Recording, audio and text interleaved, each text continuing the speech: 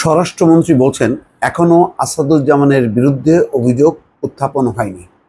সত্য, দুদক বলেছে যে ঈদের পর অনুসন্ধানের ব্যাপারে সিদ্ধান্ত নেওয়া হবে আসাদুজ্জামানের ব্যাপারে যে সমস্ত পত্রপত্রিকায় বা গণমাধ্যমে এসছে।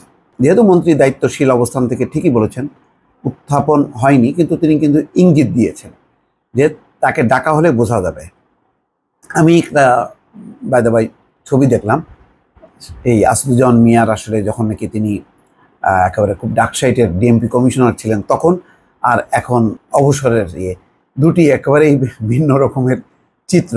তাই হয় আর কি, যারা খুব ক্ষমতাধর হন রিটায়ারমেন্টে যাওয়ার সাথে সাথে তাদের পুরো চেহারা বদল হয়ে যান। কেননা তারা যে ক্ষমতাগুলো ভোগ করেন, তারা রিটায়ারমেন্টের পরে ওই ক্ষমতাটা না পেয়ে তারা খুবই হয়ে যায়। এটা হজম, কেউ কেউ হজম করেন, স্বাভাবিকভাবে নেন, আবার যারা ক্ষমতাকে ব্যবহার করেন তারা আসলে এটা মানতে পারেন না।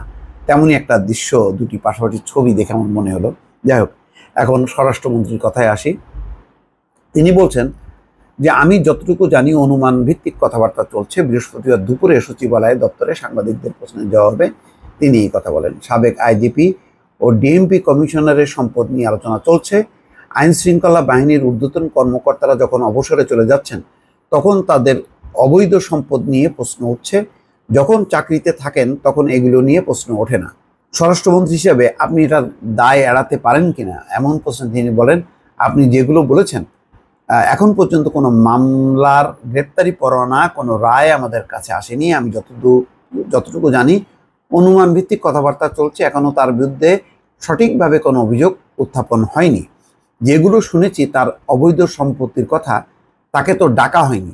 তাকে ডাকা হলে বুঝতে পারবো নিশ্চয়ই তার কোনো ব্যাখ্যা আছে কিনা। তার মানে কি, তাকে ডাকা হলে, অর্থাৎ তিনি হয়তো প্রত্যাশা করছেন যে দুদক বা অন্য কোনো সংস্থা তাকে ডাকুক এবং তখন সে ব্যাখ্যা দিক, একটা ইঙ্গিত আছে। এই জন্য বললাম যে স্বরাষ্ট্রমন্ত্রী একেবারে যে আসাদুজ্জামান মিয়াকে একেবারেই না, তিনি খুবসুরত মানুষ, কোনো দুর্নীতি সেটাও বলছেন না, বলছেন একটা তদন্তের জন্য সেই ইঙ্গিতটা তিনি দিচ্ছেন।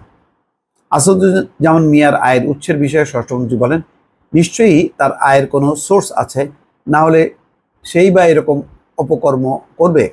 যদি না থাকে তাহলে কেন সে অপকর্ম করবে? তাকে সুযোগ দিতে হবে, সেই সুযোগ পেলে নিশ্চয়ই আসবে, কথা বলবেন, তাহলে বোঝা যাবে তার কত টাকা অবৈধ, কতখানি নিজের সম্পদ দিয়ে ব্যয় বৃদ্ধি করেছেন। ডিএমপি সাবেক কমিশনারকে ব্যাখ্যা দেওয়ার সুযোগ দিতে হবে উল্লেখ করে মন্ত্রী বলেন, একটা কথা বলতে হয়, আজ থেকে 10 বছর আগে যে জমির দাম 10 লাখ টাকা ছিল, এখন দেখেন সেই জমির দাম 2 থেকে 4 কোটি টাকা। এরকমভাবে সম্পদের মূল্য বহুগুণ বেড়েছে। অনেক কিছু হতে পারে, সেজন্য যার বিরুদ্ধে অভিযোগ তাকে এসে জবাব দিতে হবে। যদি সে তার ব্যাখ্যা দিতে পারে তাহলে আপনাদের সেই প্রশ্নের সবই মিটমাট হয়ে যাবে। তিনি আরও বলেন, আমি মনে করি যার বিরুদ্ধে অভিযোগ এসেছে তিনি এর জবাব দেবেন। যদি জবাব দিতে না পারেন তখন বলবো তিনি অবৈধ সম্পদ অর্জন করেছেন, তিনি দুর্নীতিবাজ। পরিষ্কার। কিন্তু তার মানে আসাদুজ্জামান মিয়াকে জবাব দিতে হবে, ব্যাখ্যা দিতে হবে, বোঝাতে হবে যে না, তার এই সম্পদগুলো বৈধ। এর আগে বলার সময় আসেনি। তো যাই হোক, মোটামুটি ক্লিয়ার। আসাদুজ্জামান মিয়াকে যে জবাব দিতে হবে, যে সমস্ত প্রসঙ্গগুলো উঠেছে সেটা নিশ্চিত। এবং তিনি বলেছেন তিনি 22 তারিখে, পরশুদিনই তিনি ফিরবেন। দেখি ফেরার পরে দুদক কি বলে, ডাকে কিনা, বা তিনি নিজের থেকে স্বেচ্ছায় বিস্তারিত এটার কোনো প্রমাণ হাজির করেন কিনা, তখনই বোঝা যাবে। দর্শক ভালো থাকবেন, আল্লাহ হাফেজ।